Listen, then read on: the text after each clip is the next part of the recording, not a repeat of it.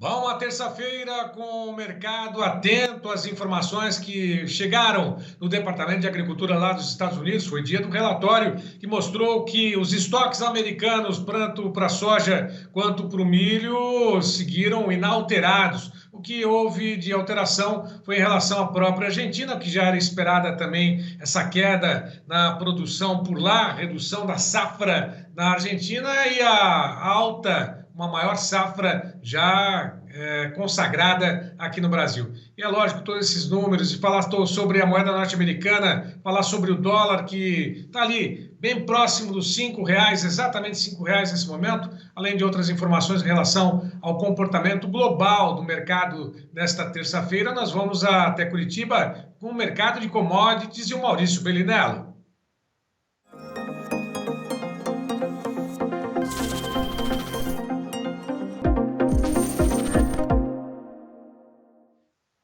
Bom, e lógico, nós temos aí o mercado desta terça-feira refletindo os números, o relatório do USDA. Mas antes das cotações em tempo real, vamos dar uma olhadinha, Gleidson, como é que está o comportamento do dólar, da moeda norte-americana, também do índice Bovespa. Rapidamente aí está o dólar a R$ 5,00, recua 1,26%, queda para a moeda norte-americana exatamente nos R$ 5,00. O índice Bovespa sobe, ações negociadas a 106.331 pontos, tem uma alta de 4,40%, uma estilingada para o índice Bovespa nesse momento. Quanto ao mercado de commodities, vamos a Chicago, também Nova York, as negociações com a soja no vencimento mais curto, $14,94,62, chegaram a bater $15 por bushel, alta de 0,51, milho a $6,50,40, recua 0,55, trigo negociado a $6,73,60, 0,75 de queda. Nova York tem o café em alta de 3,75% aos 189,45, açúcar sobe, algodão tem alta a 82,64, o petróleo 81,51, chegou a romper aí, voltou abaixo dos 80, subiu de novo 2,23%, e o ouro a $2.020 por onça Troy. Os motivos desta alta do mercado, a oscilação do mercado para a soja e também para o milho, e lógico para a moeda norte-americana, quem tem os detalhes é o Maurício Bellinello, que está conosco. Maurício, mais uma vez, obrigado pela tua participação. Fala, João Braga, boa tarde a todos. Também é muito bom estar aqui de novo com vocês. A gente viu mudança pequena nos dados do USDA hoje, né? O relatório, como você mesmo comentou, veio muito em linha, com umas pequenas alterações. Aqui eu estou com ele na tela agora aqui para eu poder ver, para não falar bobagem, né? Não muita, pelo menos. Existem alguns dados que para mim foram firmes no que a gente já imaginava, né? Que é um aumento pequenininho dos estoques finais nos Estados Unidos, né, o que traz informações bem importantes, e a confirmação de uma safra de estoques iniciais aumentados para o Brasil e Argentina, mesmo com a quebra da safra na Argentina. Então, assim, a pressão na soja segue à frente, né, e tem algumas informações que ainda são, na minha opinião, muito preocupantes, né? Segue um volume enorme de soja não vendida no Brasil da safra atual, e para algumas áreas, Braga, daqui 2 meses está chegando a safra de milho, que também não foi vendida ainda. Praticamente não foi vendida a safra antecipada da safra nova, o que bota ainda mais pressão sobre a soja e os prêmios, né? É surreal o que está acontecendo com os prêmios do Brasil, Braga. Em algumas regiões, o Basis, que a gente chama, que é o prêmio pago nas praças, caiu R$ 40 por saca, só o prêmio, né? Só o Basis, de outubro para cá, e detalhe, não sinalizou parada ainda.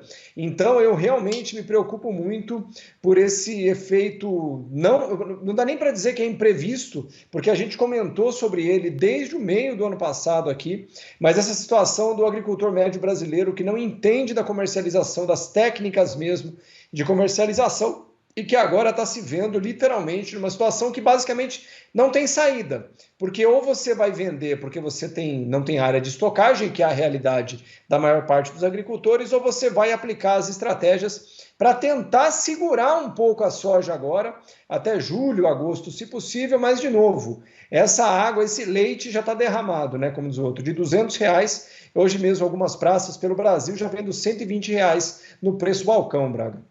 Ou seja, o basis caiu R$ 40 de outubro para cá e ainda tem muita soja sendo estocada nos caminhões, né? Praticamente nos caminhões Brasil afora, né? Por falta de Isso lugar. quando tem caminhão. Hum? Isso quando tem caminhão, Braga, Tem porque na caminhão. verdade em muitas regiões pelo Brasil está sendo guardada a céu aberto mesmo, porque de novo, não tem caminhão. Esse é um outro ponto, né? Como tem muita soja chegando muito rápido, né? Eles estão precisando escoar um volume de soja que não tem frete suficiente, não tem caminhão suficiente para isso, né? Não existe programação para isso. Não é como você colocar uma frota suficiente ou disponibilizar para uma chegada tão imediata de soja, todo mundo querendo vender a toque de caixa porque precisa de dinheiro. Então, é uma situação que realmente eu espero de coração, Braga, né, que agora as pessoas que possam nos ouvir com um pouco mais de paciência e calma, usem isso que está acontecendo agora como exemplo, como aprendizado, né? Porque o que está acontecendo agora é o acúmulo de uma série de falhas, de erros, de estratégia que foram cometidos ao longo dos últimos 2 anos pelos agricultores médios brasileiros, que culminaram numa situação como essa. A minha opinião, inclusive, Braga, pode parecer estranho, eu estou mais otimista com a safra 23-24 do que eu estou com a safra 22-23. Bom, com a soja não tem o que fazer, como você mesmo disse, quem travou, quem usou as ferramentas, muito que bem. E com o dólar agora que está apresentando essa queda, dá para fazer alguma operação e tentar salvar, pelo menos dar um equilíbrio? Porque nós temos aí a soja com essa pressão da safra, que hoje o relatório deu uma alterada pequena, né? O vencimento em maio, você já disse que está praticamente no retrovisor, mas o dólar está apresentando queda também, não é uma situação nada confortável. Não, não é, porque, de novo, né, quando a gente comenta isso antes, a gente pode às vezes parecer que a pessoa que está querendo ser alarmista. Não é. As estratégias de defesa de preço prevêem que você só compra guarda-chuva em dia de sol, ou seja, quando ninguém está olhando para a defesa, provavelmente é uma boa hora de você olhar para ela, né? Ou seja, isso normalmente acontece, Braga, quando os preços estão ótimos, maravilhosos, quando o dólar está lá em cima, quando a soja está lá em cima. Ali é a hora de buscar a defesa. Nesse momento, o dólar está fazendo exatamente aquilo que eu falei nos últimos meses. Ele vai buscar a faixa dos R$ 5, e se o ciclo do dólar realmente, globalmente, não no Brasil, continuar no caminho que já começou, a questão de uns 4 ou 5 meses atrás, ao final do ciclo eu mantenho minha projeção que a gente vai ver dólar perto de 4,50. Nesse momento, com o dólar a R$ 5, defesa nenhuma se aplica, porque o ponto ideal teria sido lá nos 5,30, por exemplo, que a gente teve ali no final de março. Né? A questão de 20 dias atrás, a gente teve dólar perto de 5,30. Ali era um bom momento de defesa, mas agora a R$ 5 é hora de ver a defesa tendo efeito. Né? É a hora de você ver tudo aquilo que você se preparou e executou como defesa antes, tendo efeito agora. Nesse momento mesmo, Braga, realmente não há o que ser feito no dólar, realmente. Mas eu tenho uma boa notícia para isso, porque no movimento de hoje, né, que foi feito na manhã de hoje, quando o dólar chegou a trabalhar a 4,98, já abaixo dos R$ 5, houve uma sinalização ainda um pouco, como eu diria, humilde, né, um pouco calma, de que esses R$ 5 parecem mesmo que será uma faixa de maior dificuldade para perda. Porém, eu ainda não canto essa pedra dizendo que daqui não passaremos. Porém, eu estou começando a me colocar num ponto um pouco mais otimista de que tem uma chance maior de um movimento de alta no dólar. Mas isso ainda não está consolidado, não. Bom, o movimento global em relação ao dólar parece que está contra a moeda, né? A própria China querendo se impor, né? Colocar a yuan à frente das negociações, outros países fazem o mesmo. Será que o dólar vai perder espaço nessas negociações internacionais? O fortalecimento de outras moedas, por exemplo, da China, fazem com que haja uma demanda menor pelo dólar no mundo? É um movimento geopolítico esse, Braga, tá? Esse não é um movimento meramente em relação ao dólar, é em relação aos Estados Unidos, né? Comentei isso há algum tempo atrás nos meus conteúdos que eu faço lá no meu Instagram, Maurício Bellinello, né, Braga? Que é o seguinte, é a única forma do mundo conseguir frear esse movimento que os Estados Unidos têm feito desde 2009, de imprimir dinheiro à torta e à direito, e todo mundo aceitar, é quando países igualmente hegemônicos, como a China, como a Rússia, como a Arábia Saudita em menor proporção, começarem a realizar movimentos no sentido da saída do dólar. Já que eles imprimem dólar à torta e à direito, quando movimentos bilaterais que não envolvam os Estados Unidos começarem a fazer transações que não envolvam mais o dólar, é o começo do fim da hegemonia do dólar globalmente. Porém, Isso não é algo que vai acontecer rapidamente, Braga. Na minha opinião, de forma muito, inclusive, otimista, eu não preveria nenhuma alteração do ponto de vista da importância do dólar num horizonte inferior a 10 anos. Tá? Ou seja, o que está acontecendo agora são os outros grandes países começando a claramente discutir a real viabilidade de utilizar a moeda de um país que claramente não tem regras do ponto de vista de facilmente favorecer a si próprio, ou seja, imprime dólar à torto e à direita e os outros que paguem. Então agora começa a discussão. Mas é importante lembrar que o movimento bilateral China-Brasil, onde o Brasil, por exemplo, vende soja em yuan, não é um movimento novo. Os primeiros movimentos de venda de soja em yuan diretamente para a China começaram há 3 a 4 anos atrás. Então, o que a gente está vendo agora é somente uma intensificação desse processo, que, na minha opinião, não tem volta. Esse é um processo que só vai se intensificar ao longo do tempo e que é o começo do fim dessa hegemonia não discutida do dólar frente a todas as outras moedas do mundo. Bom, isso a gente vai acompanhar e também as reservas que eventualmente possam vir a ser nos países, até mesmo no Brasil, com relação ao próprio yuan, né, moeda chinesa. Bom, só para poder finalizar contigo, agradecer, nós temos aí, você falou a respeito dos fretes aqui no Brasil, tem soja estocada nos caminhões, quando há caminhões para isso, e no movimento global de fretes, como é que está essa situação, você tem essas projeções?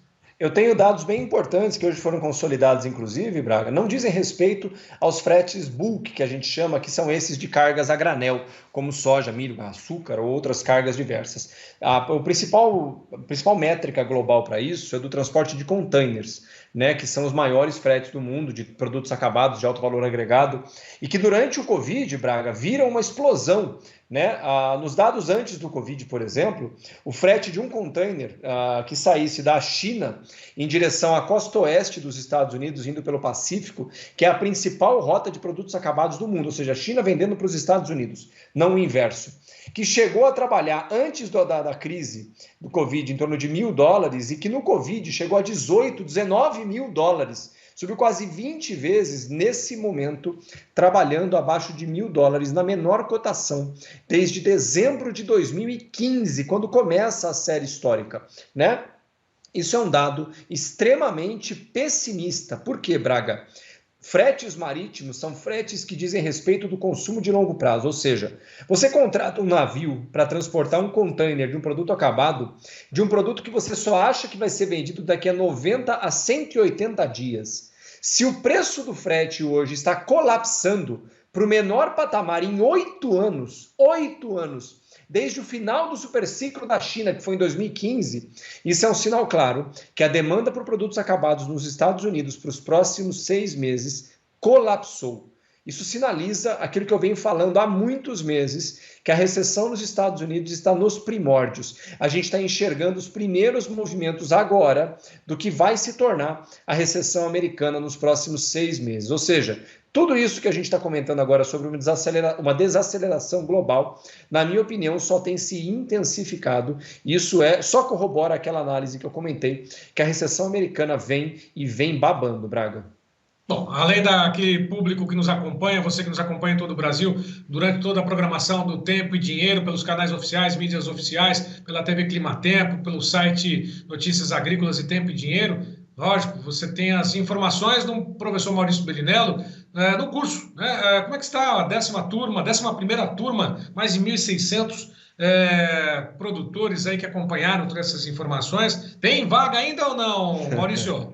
Tem sim, Braga. A gente vai abrir inscrições na semana que vem, provavelmente. Mas lembrando, para você que quer participar da 11ª turma, desse curso que o João muito carinhosamente me convidou a construir a 4 mãos com ele, onde eu vou apresentar todos esses primeiros passos, o começo da trajetória, para você entender dessas estratégias de comercialização.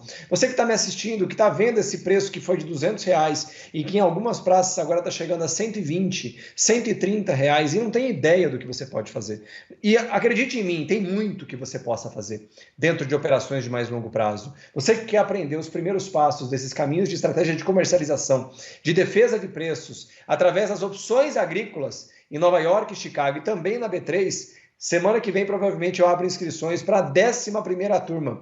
Um curso introdutório muito baratinho para você, sua esposa, seu marido, seu filho, seu neto, poderem, em família, começar o começo da trajetória de mudança da tua realidade. Como a gente fala, é revolucionar o agro da porteira para fora, Braga. Então, não esqueça, mande mensagem por WhatsApp e por texto para esse telefone que está na tela. A Kátia vai entrar em contato com você, dar alguns detalhes sobre o curso. Lembrando, você precisa mandar essa mensagem. A gente não vai ligar para você, nenhuma outra forma, somente nesse telefone, tá bom? Porque você vai ser colocado num grupo que está silenciado e somente quem estiver dentro desse grupo vai poder fazer parte desse curso, porque as inscrições, o link para se inscrever só vai ser enviado por mim dentro desse grupo a partir da semana que vem, Braga. Repetindo, 019-9807-8047. Não adianta mandar, ligar, manda sua mensagem, né? Manda mensagem de texto, a Kátia vai retornar e, lógico, registrar o seu interesse pelo curso da 11ª turma do curso Introdução ao Mercado de Commodities, professor Maurício Bellinello. Maurício, boa tarde para você, obrigado, até amanhã. Até amanhã, Braga, uma ótima tarde a todos. Bom, lembrando mais uma vez que todas essas informações, o comentário do Maurício Bellinello e todas as informações sobre o que aconteceu e acontece na comercialização de grãos, mercado, relatório do USDA, mercado cambial, mercado financeiro como um todo, todos os canais oficiais do Tempo e Dinheiro. Vá lá, se inscreva também no YouTube, prestigie a programação do Tempo e Dinheiro e acompanhe todos esses detalhes. São 8 canais que aí estão, né, no YouTube, Instagram, TikTok, Facebook, Twitch, sites, notícias agrícolas, Tempo e Dinheiro oficial, lógico, e ao vivo a programação do Tempo e Dinheiro a partir das 12h30, horário de Brasília, na TV Climatempo e também na TV Milagro.